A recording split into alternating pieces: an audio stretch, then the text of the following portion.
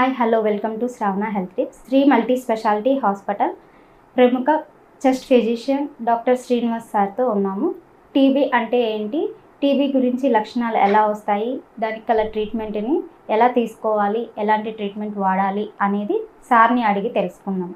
నమస్తే సార్. నమస్తే అండి. హాయ్ హలో వెల్కమ్ టు శ్రవణ హెల్త్ టిప్స్ ఛానల్. నేను doctor T Srinivas, pulmonary medicine assistant professor, working at Osmania medical college and practicing at Sri Multi Speciality Clinic, Bengaluru Nagar. TB అంటే ఏంటి sir? ఎన్ని రకాల టీబీలు ఉంటాయి సార్? టీబీ అంటే ట్యూబర్క్లోసిస్ అంటామండి. ఇది మైకోబాక్టీరియం ట్యూబర్క్లోసిస్ అనే ఒక బ్యాక్టీరియా, ఒక సూక్ష్మజీవి, దానివల్ల వ్యాప్తి చెందుతుంది. ఈ టీబీ అనేది మనం చర్మము, మెదడు నుంచి మొదలు పెడితే బాడీలో, శరీరంలో ఏ భాగానికైనా సోకొచ్చు. సో దీనికి గల కారణాలు మనం ముందు ఇంటర్వ్యూలో తెలుసుకుందాం. టీబీ యొక్క లక్షణాలు ఎలా ఉంటాయి సార్? టీబీ బారిన పడిన వాళ్ళు మోస్ట్ కామన్గా మనకి ఆకలి తగ్గిపోవడం, బరువు తగ్గిపోవడం, తర్వాత సాయంకాలం పూట స్వల్పంగా లో గ్రేడ్ ఫీవర్ చెప్పడం, తర్వాత దగ్గు, తెమిడ, చెమటలు పట్టడం, ఇలాంటి లక్షణాలతో మన దగ్గరికి కామన్గా వస్తూ ఉంటారు. టీబీ ఎలాంటి వాళ్ళకు వస్తుంది సార్? దానికి గల లక్షణాలు ఏంటి సార్? ఏ మనిషికైనా ఇమ్యూనిటీ లెవెల్స్ అనగా రోగనిరోధక శక్తి అనేది తగ్గినప్పుడు ఈ టీబీ అనే యొక్క బ్యాక్టీరియా మనిషి యొక్క లోపలనే ఉంటుంది అనమాట. ఒక కమెన్సల్ లాగా ఉంటుంది. అది అక్కడ నుంచి డార్మెంట్ స్టేట్లో ఉన్నది యాక్టివ్ అయిపోయి అది ఇన్ఫెక్షన్ లాగా మారే ప్రమాదం ఉంటుంది. అంటే ఇప్పుడు మీరు చూసినట్టయితే ఎవరైనా దీర్ఘకాలిక సమస్యలు, మధుమేహం కానివ్వండి, ఎయిడ్స్ కానివ్వండి, లేదా ఇతర క్రానిక్ డిసీజెస్ ఉన్న వాళ్ళు ఈ వ్యాధిలో మోస్ట్ కామన్గా ఇన్ఫెక్ట్ అవుతూ ఉంటారు. టీబీ లక్షణాలని ఎలా గుర్తించవచ్చు సార్? అంటే ఎలాంటి టెస్టులు చేయించుకోవాలి? టీబీ లక్షణాలు ఇందాక మనం మాట్లాడుకున్నట్టు దగ్గు, జ్వరము, చెమటలు పట్టడం, ఆకలి తగ్గిపోవడం, బరువు తగ్గిపోవడం, లేదా ఏదన్నా మెడ చుట్టూ గడ్డలు, చంకలో గడ్డలు అయినా కూడా మనం వెంటనే డాక్టర్ గారిని సంప్రదించి ఒక తెమడ పరీక్ష చేసుకొని, తెమడని కూడా మనం ఎర్లీ మార్నింగ్ ఉదయాన్నే పట్టే తెమడను ఒక డబ్బాలో పట్టి నియరెస్ట్ డెసిగ్నేటెడ్ మైక్రోబయాలజికల్ సెంటర్లో ఇవ్వడం జరుగుతుంది. అక్కడ దాన్ని టెస్ట్ చేసి టీబీ ఉందా లేదా నిర్ధారిస్తారు. ఇంకా ఒకవేళ అందులో నెగిటివ్ వచ్చినా కూడా మనం ఎక్స్రే తీసి, ఎక్స్రే రూపంలో ఏమైనా లంగ్స్లో నిమోనియా లాగా ఏమైనా ఫామ్ అయిందా చూద్దాం. గడ్డలు ఏమైనా ఉన్నాయనుకోండి, ఆ గడ్డల్లో చిన్న ఎఫ్ఎన్ఏసి టెస్ట్ చేసి కూడా ఎక్స్ట్రా పల్మనరీ ట్యూబర్క్లోసిస్గా దాన్ని నిర్ధారించవచ్చు. ఇప్పుడు స్కిన్ మీద టెస్ట్ ఒకటి చేస్తారు కదా సార్, దాన్ని ఏమంటారు? అవునండి, అది మనం మాంటాక్స్ టెస్ట్ అంటామండి. అది చిన్నపిల్లల్లో ఎక్కువ శాతం మనం దాన్ని సిగ్నిఫికెంట్గా తీసుకుంటూ ఉంటాం. మీరు ట్యూబర్క్లోసిస్ మన భారతదేశంలో ఉన్నటువంటి ఒక దీర్ఘకాలిక సమస్యలో ఒక మేజర్ డిసీజ్. మనతో పాటు మన చుట్టుపక్కల నైబరింగ్ కంట్రీస్ అనగా బంగ్లాదేశ్, పాకిస్తాను, ఫిలిప్పీన్స్, చైనా, ఇలాంటి దేశాల్లో ఈ టీబీ వ్యాప్తి ఎక్కువ ఉంటుంది. సో మనం ఎండమిసిటీ కాబట్టి ఈ మాంటాక్స్ టెస్ట్ కొంతవరకు అడల్ట్స్లో దాన్ని అంత సిగ్నిఫికెంట్గా తీసుకోవాలి. సో ఇన్ కేస్ వాటితో పాటు ఇంకేమైనా కోరిలేటరీ సైన్స్, సింటమ్స్, ఇతర ఇన్వెస్టిగేషన్స్లో మిగతా వాటిని కూడా దాన్ని పాయింట్ చేస్తున్నారంటే మనం రూల్ అవుట్ చేసుకోవడానికి చూడాలి. టీబీ అనేది ఒకరి నుంచి మరొకరికి వస్తుందా సార్? టీబీ ఇందాక మనం మాట్లాడుకున్నప్పుడు రెండు భాగాలుగా విభజిస్తాం. ఒకటి పల్మనరీ ట్యూబర్క్లోసిస్, ఒకటి extra pulmonary tuberculosis. Pulmonary tuberculosis అని అంటే మన శ్వాసకోశకు సంబంధించింది.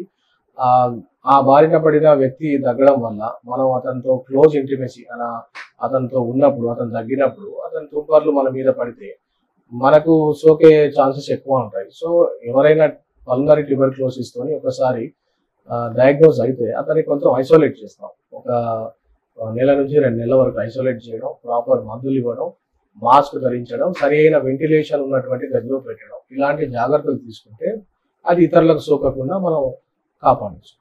ఇప్పుడు టీబీకి ఐసోలేషన్ అవసరం అంటున్నారు కదా సార్, కోవిడ్లో కూడా మనకి ఐసోలేషన్ అనేది ఉంది కదా, దీనికి డిఫరెన్స్ ఏంటి సార్? అవునండి, మీరు చూసినట్టయితే కోవిడ్ అనేది ఒక అక్యూట్, అంటే ఫాస్ట్గా స్ప్రెడ్ అయ్యేటువంటి ఒక వైరల్ డిసీజ్.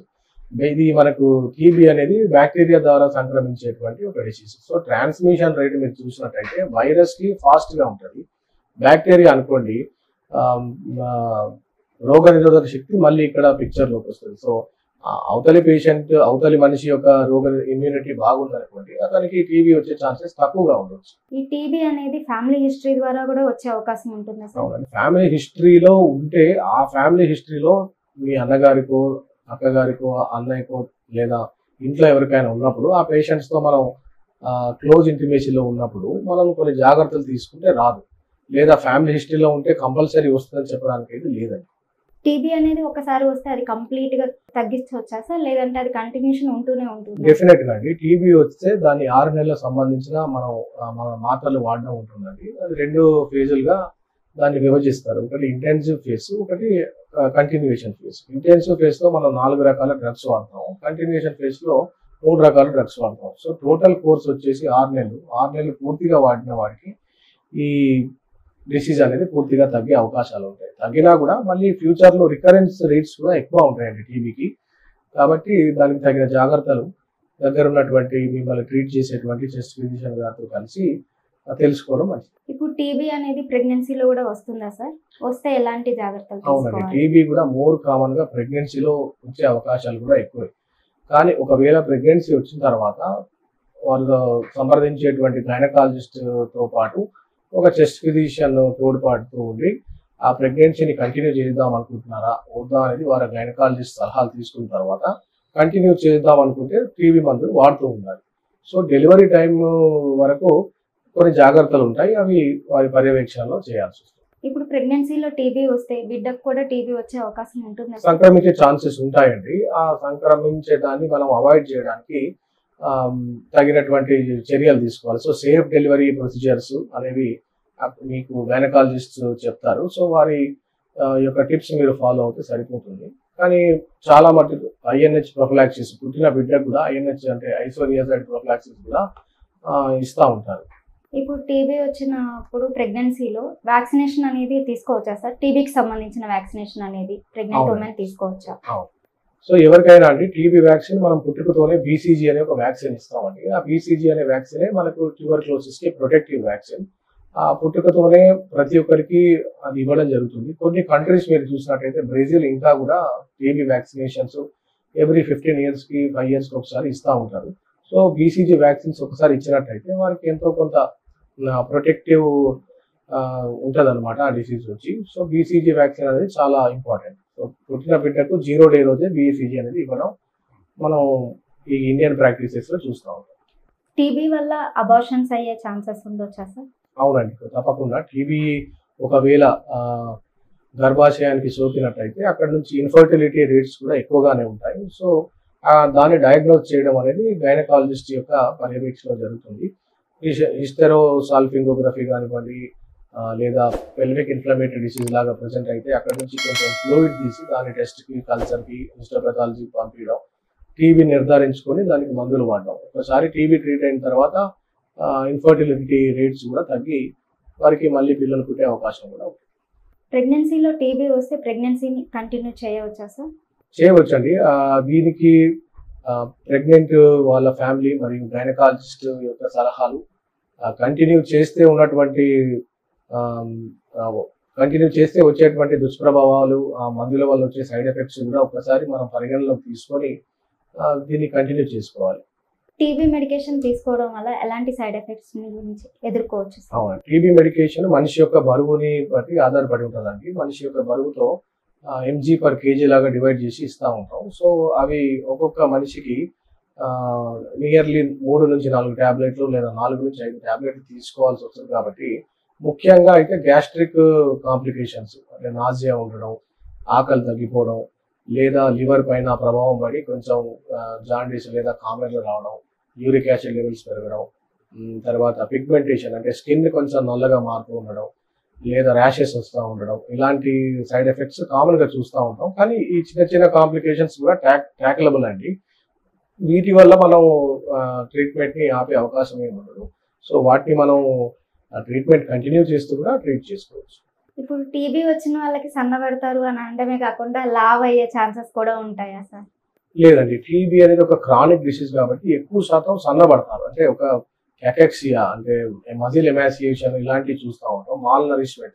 సో దానికి 6 నెలల మందులతో పాటు సరిపడా పౌష్టికాహారం, ప్రోటీన్ డైట్ ఇవి ఖచ్చితంగా తీసుకోవాలి. టీబీ వచ్చిన వాళ్ళు ఎలాంటి ఫుడ్స్ తీసుకోవాలి సార్? అవునండి, టీబీ వచ్చిన ప్రతి మనిషి కూడా ప్రోటీన్, ఒకవేళ అతనికి ఏమైనా రీనల్ డిసీజెస్ ఉన్నాయా అవన్నీ చూసుకొని ప్రతి పేషెంట్ కి ముఖ్యంగా అయితే మనం high protein diet along with tuberculous anti tuberculous drugs ఇస్తూ ఉంటాం. మీరు చూసినట్టయితే ప్రోటీన్ మనం గుడ్డు రూపంలో కానివ్వండి, లేదా మాంస రూపంలో కానివ్వండి, డైరీ ప్రోడక్ట్స్ రూపంలో కానివ్వండి, ఇవి మనం కామన్గా వచ్చే పేషెంట్స్కి కూడా ఇవి తీసుకోవాలని చెప్తా ఉంటాం. ఇప్పుడు టీబీ మెడిసిన్ అనేది ఎన్ని మంత్స్ వాడాలి సార్, లేదంటే లైఫ్ లాంగ్ ఆ మెడికేషన్ కంటిన్యూ చేయాల్సి ఉంటుంది? అవును, టీబీకి 6 నెలల కోర్స్ ఉంటుందండి. 6 నెలల తర్వాత కూడా దాన్ని ఎక్స్టెండ్ చేయాలా లేదా అనేది మీ యొక్క కన్సల్టెంట్ ఫిజిషియన్ పైన ఆధారపడి ఉంటుంది. ఆ టీబీ లక్షణాలు తగ్గిపోయి పూర్తిగా హెల్తీగా ఉన్నాడు, వెయిట్ ఇంక్రీజ్ అవుతుంది, లక్షణాల్లో ఎటువంటి మార్పులు లేవు, ఎక్స్రేలో కూడా లీజన్స్ తగ్గిపోతున్నాయి అని అంటే అది 6 నెలలు సరిపోతుంది.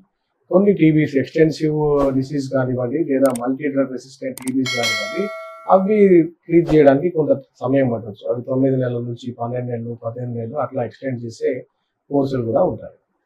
లేటెంట్ టీబీ అంటే ఏంటి సార్? లేటెంట్ టీబీ అంటే ఏంటంటే దానికి ఎటువంటి లక్షణాలు ఉండవు.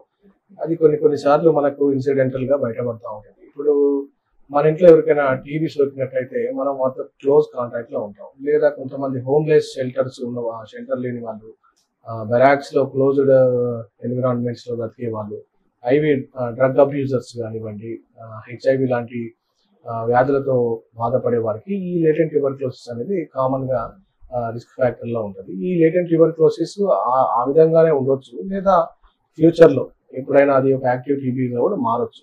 సో దీన్ని నిర్ధారించుకోవాలంటే మనం స్కిన్ టెస్ట్, ఒకటి ట్యూబర్క్యులిన్ స్కిన్ టెస్ట్ అని ఉంటుంది.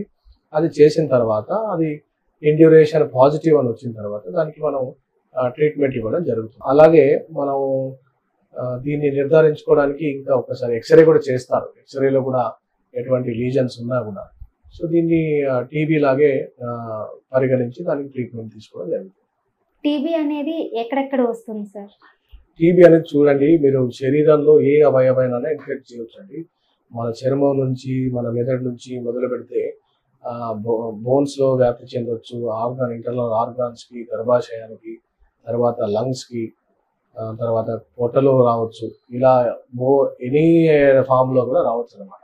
కానీ దీన్ని మెయిన్ గా మనం 2 భాగాలుగా విభజిస్తాం. ఒకటి పల్మనరీ ట్యూబర్క్లోసిస్, ఒకటి ఎక్స్ట్రా పల్మనరీ ట్యూబర్క్లోసిస్. మన లంగ్స్ కు సంబంధించిన టీబీని మాత్రమే మనం పల్మనరీ ట్యూబర్క్లోసిస్ అంటాం. అక్కడ కాకుండా ఎక్కడ వచ్చినా, ఏ శరీర భాగంలో వచ్చినా దాన్ని ఎక్స్ట్రా పల్మనరీ ట్యూబర్క్లోసిస్ లాగా మనం పరిగణిస్తాం. Thank you sir. మాకు ట్యూబర్క్లోసిస్ గురించి, దాని లక్షణాల గురించి, అది ఎలాంటి జాగ్రత్తలు తీసుకోవాలో తెలియజేసినందుకు thank you so much sir. TB గురించి తెలుసుకున్నాం కదా, మీకు ఎలాంటి డౌట్స్ అయినా ఉంటే కామెంట్ రూపంలో తెలియజేయగలరు. Please like, share and subscribe Shravana health tips.